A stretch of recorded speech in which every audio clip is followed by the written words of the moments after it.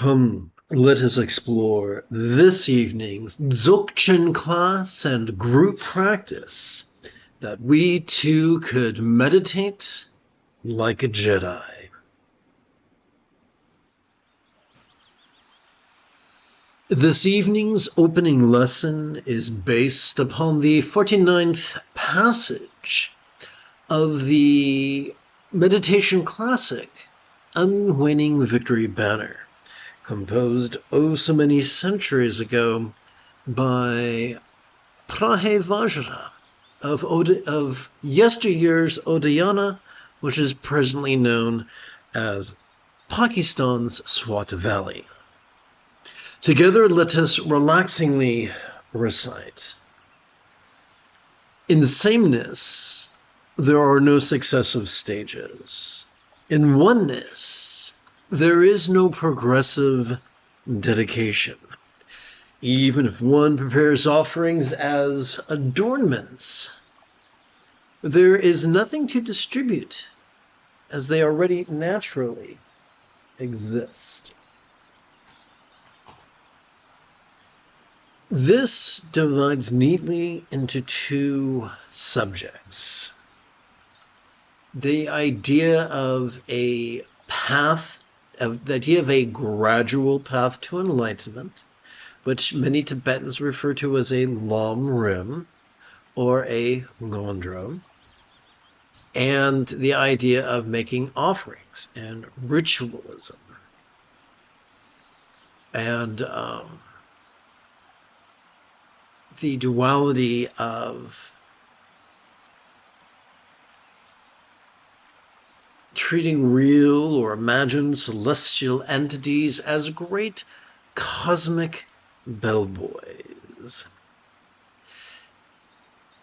The folly of these two seemingly disparate ideas is rooted in non-duality.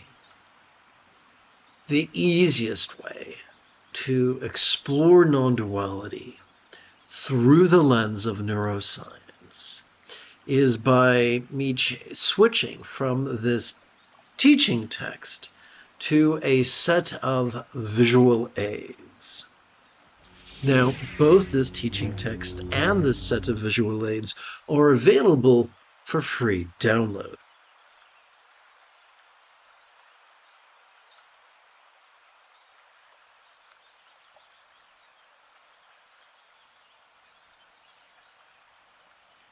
Consider two archetypes. The archetype of the wise Buddha, who is a poster boy for yin, and his foolish cousin known as Devadatta, who is the poster boy for yang. The poster boys for matriarchy and patriarchy, where the Buddha was flexible, loving, rational, laid-back, egalitarian, lucid, cooperative, and kind. His foolish cousin was the opposite: rigid, fearful, superstitious, controlling, elitist, cryptic, competitive, and cruel. Sturgeon's law reminds us that 90% of everything sucks. Therefore, it should come as little surprise that 90% of meditation teachers implore their students to overfocus and overanalyze, abusing and overworking both their medial and dorsolateral prefrontal cortex, while giving it fancy names like concentration, contemplation, samatha, and vipassana. But regardless of what you call it, just as a rose by any other name would smell as sweet, overworking the front of our brain is going to induce us to present with symptoms of depression, as well as trigger our amygdala, the seat of both anxiety and aggression. Good news. Neither our amygdala nor our prefrontal cortex constitutes the entirety of our central nervous system. Yay! In fact, when we cooperate with the autonomic nervous system, which is our spinal cord, not only do we calm the anxiety and aggression of our amygdala, but we gently stimulate the empathy of which the anterior cingulate gyrus is both functions as its seat as well as the hub of our mirror neurons.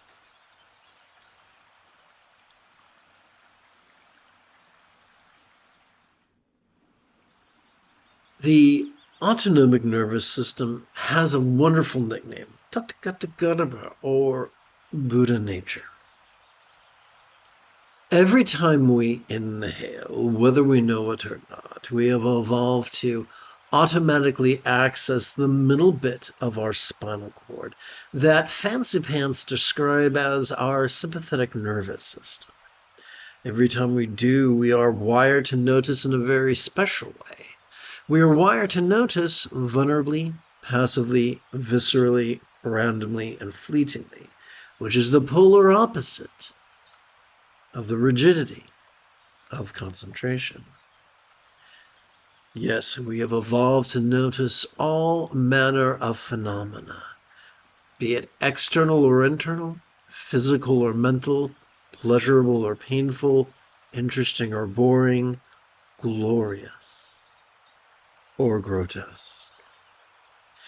That includes the full spectrum of human perception, emotion, intention, cognition, recollection, and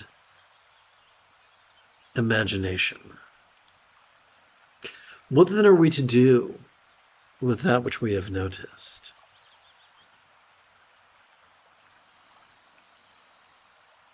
Every time we exhale, we have evolved to automatically access the end bits or the bookends of our spinal cord, whose fancy name is the parasympathetic nervous system.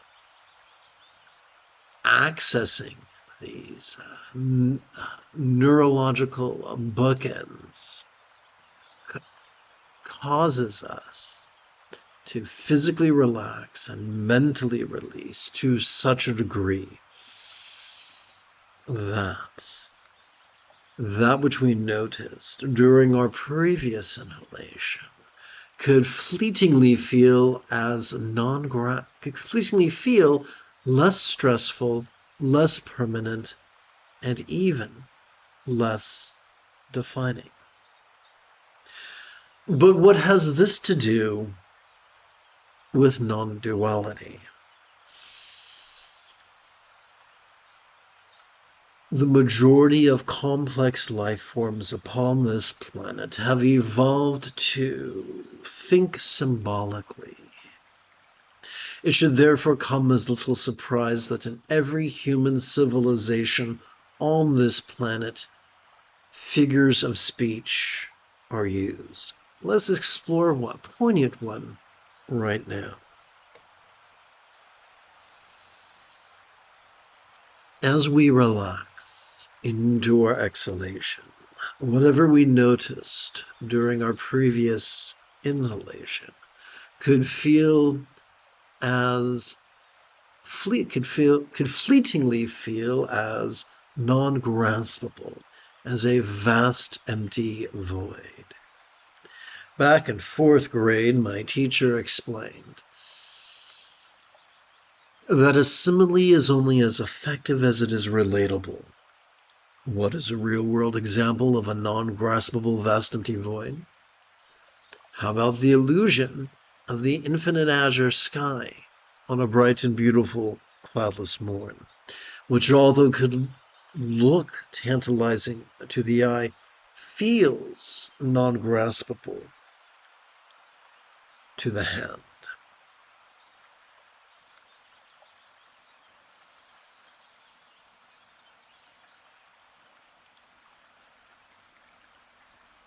Many centuries ago, the great South Indian Buddhist philosopher Nagarjuna explained that as we inhale, we cannot help but notice all manner of dualities, such as the pleasurable and the painful, or the interesting or the boring.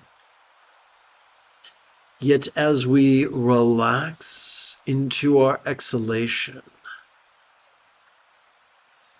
those same dualities could fleetingly feel as if they were melting into non-graspability. The external can melt into non-graspability, and the internal melts into non-graspability.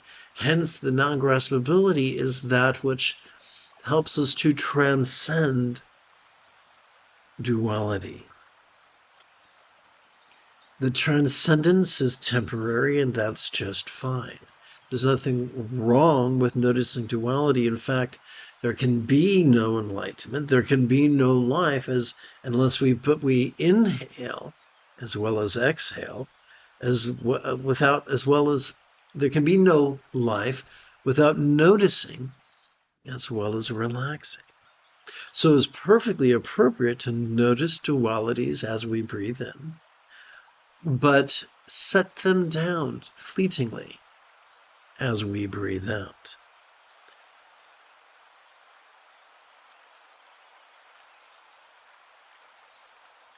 Emptiness is the stage upon which duality and non-duality dance.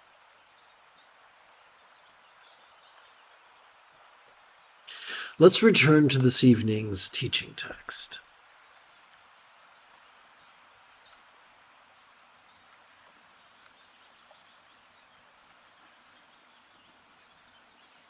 So sameness here is a reference to non-duality. I guess it would be helpful to return to the visual aids momentarily.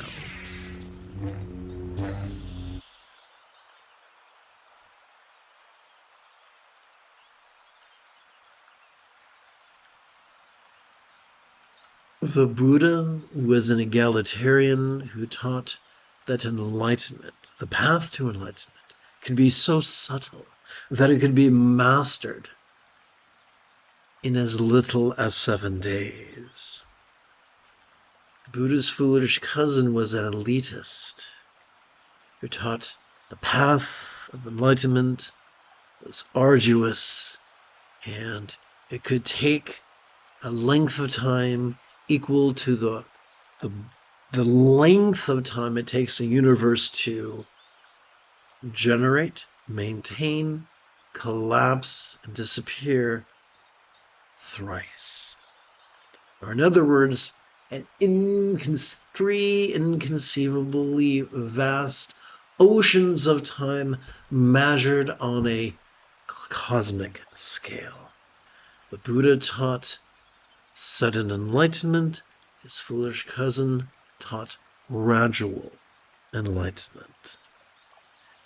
People who teach gradual enlightenment either A, don't know how to teach, no less practice sudden enlightenment, or B, they're trying to milk you for power, time, money, or resources.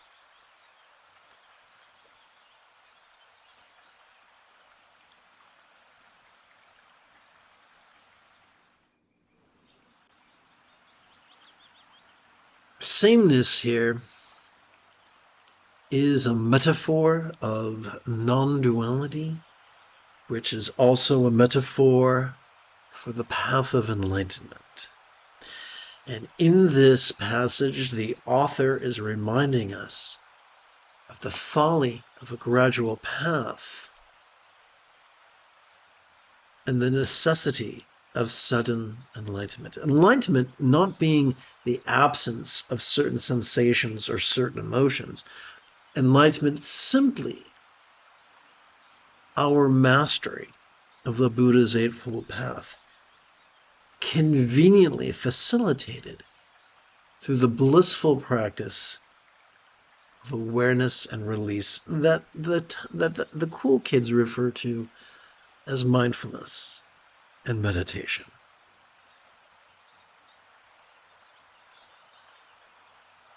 Now, this is not the first time in this treatise that the author has sung the praises, has lauded the worthiness of sudden enlightenment. In fact, he's going to use that idea now as a stepping stone. Just as sudden enlightenment makes gradual enlightenment an absurdity. Similarly,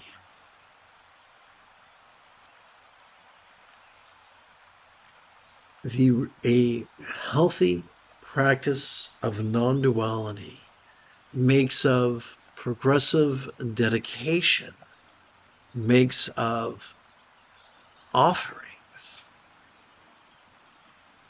an absurdity.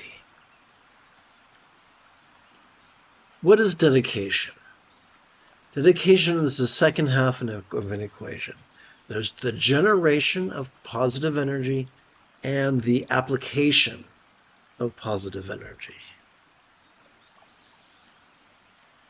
Now, this transactional flavor of spirituality was looked down on by the Buddha, who had no use for ritualism.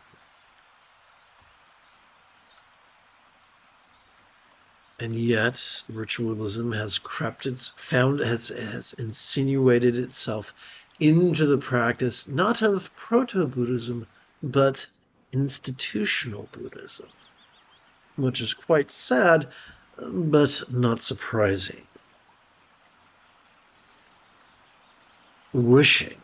Even wishing for something positive, is the key that unlocks the torture chamber of duality, of the duality of pushing and pulling, the duality of aversion and avarice, the duality of dread and desire, the duality of hope and fear.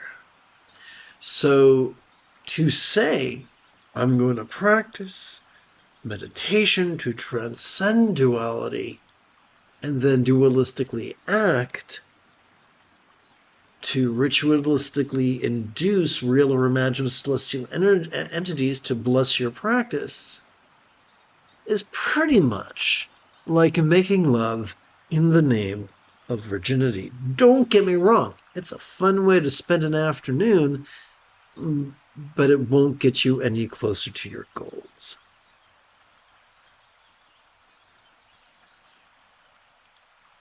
And then the author continues with the same idea, but with a different line of reasoning.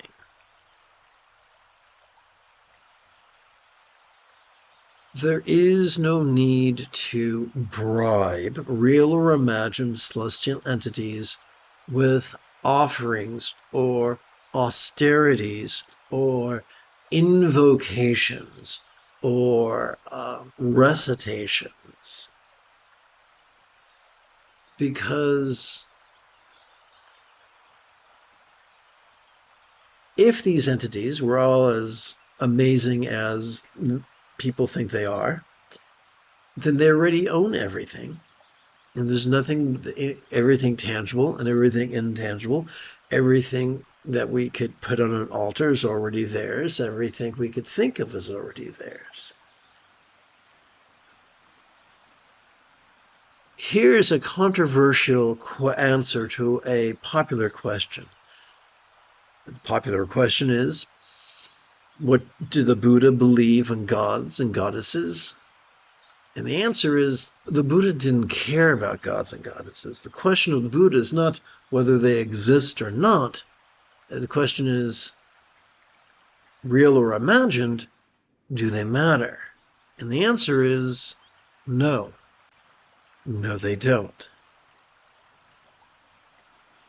All that matters, and I'm going to go back for a second, to the visual aid.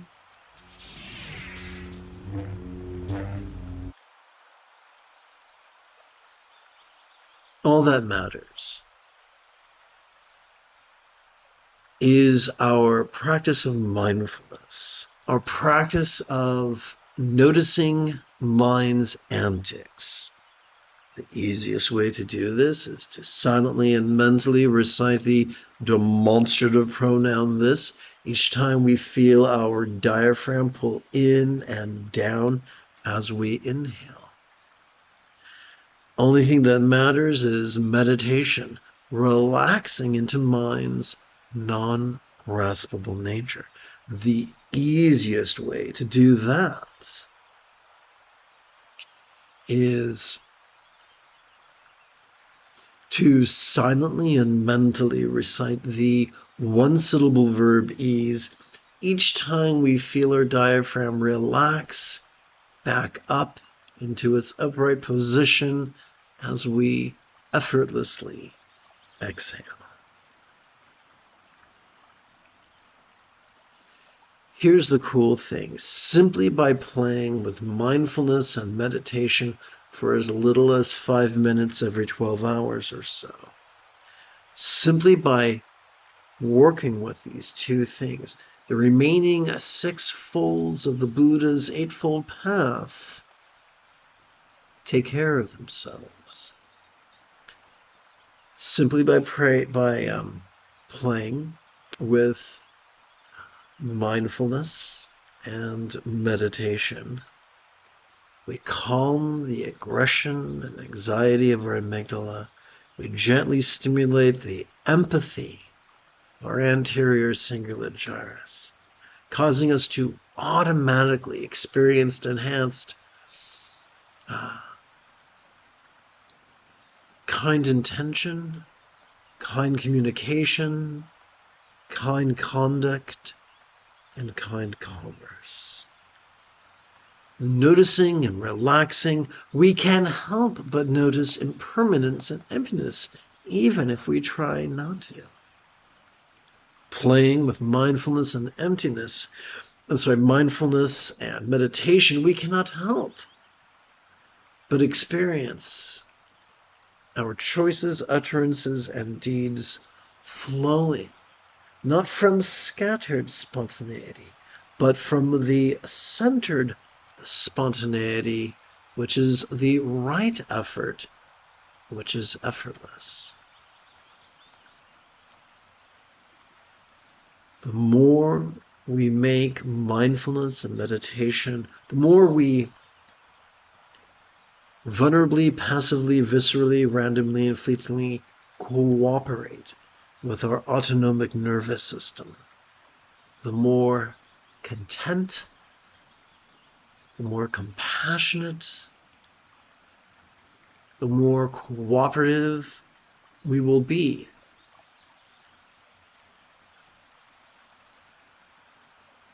As we are defined by these three things, fulfillment becomes an inevitability. Having completed our opening lesson, we can now shift gears. It is General Leia Organa's Saturday evening. Come, let us meditate like a Jedi after approximately 30 seconds of housekeeping.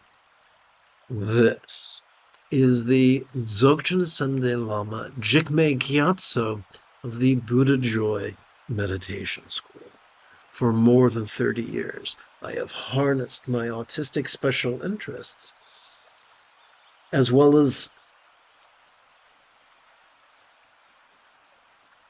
my ADHD hyperfocus, to spend about 8 hours a day, almost every day, studying, practicing, mastering, and reverse engineering the teachings and techniques of each school of meditation, so that I could become your personal, nerdy, neurodivergent guide to nirvana. Welcome, my friends, to Meditate Like a Jedi, which is made possible due to the generosity of viewers just like you. For the remainder of this evening's live stream, let's practice.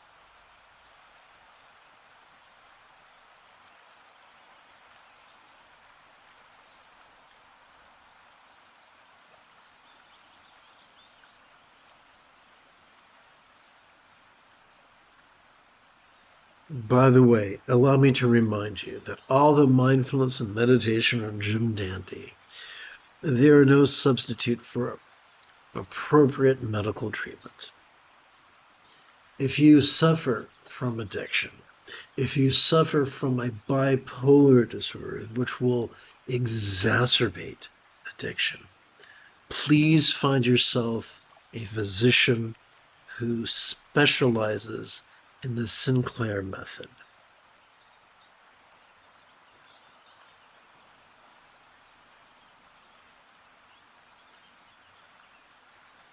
Having sat for the better part of 30 minutes, if you, like me, are prone to arthritis, you may wish to adjust your legs.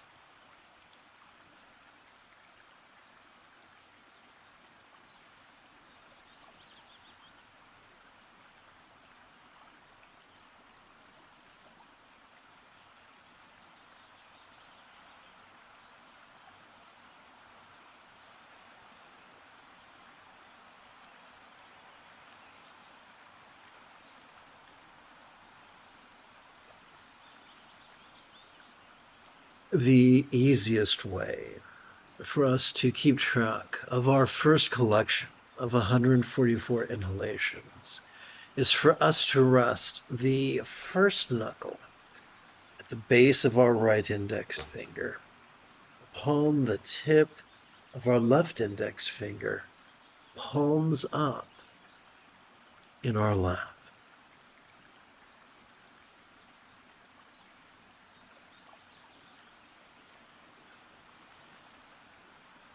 To keep track of our next 12 inhalations, it could be helpful to use the tip of our right thumb to count upon the 3 sets of creases on the 4 fingers of our right hand.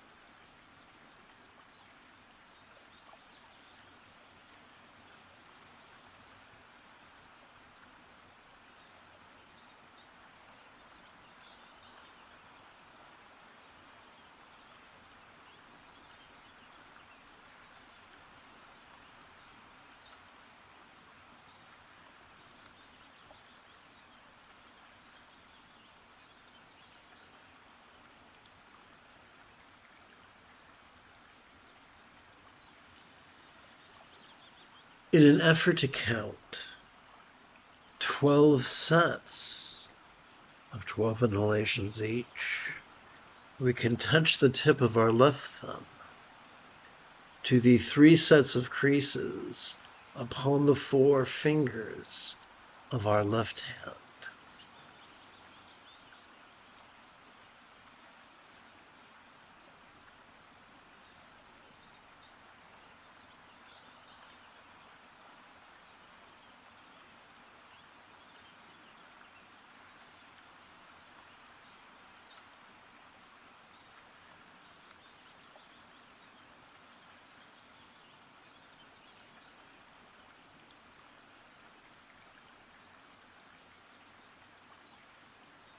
The moment you have a specific question about Buddhist meditation or philosophy,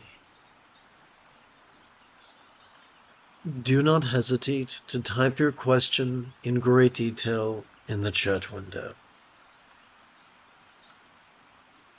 For I tend to check for questions about every 5 minutes or so.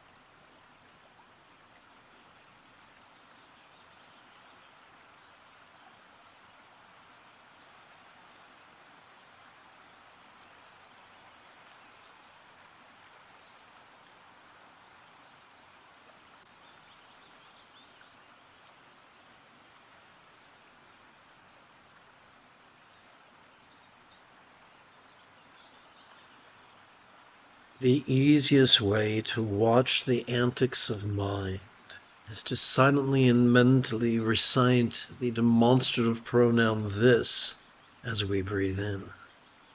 The easiest way to relax into the non-graspable nature of mind is to silently and mentally recite the one-syllable verb ease as we relax into our exhalation.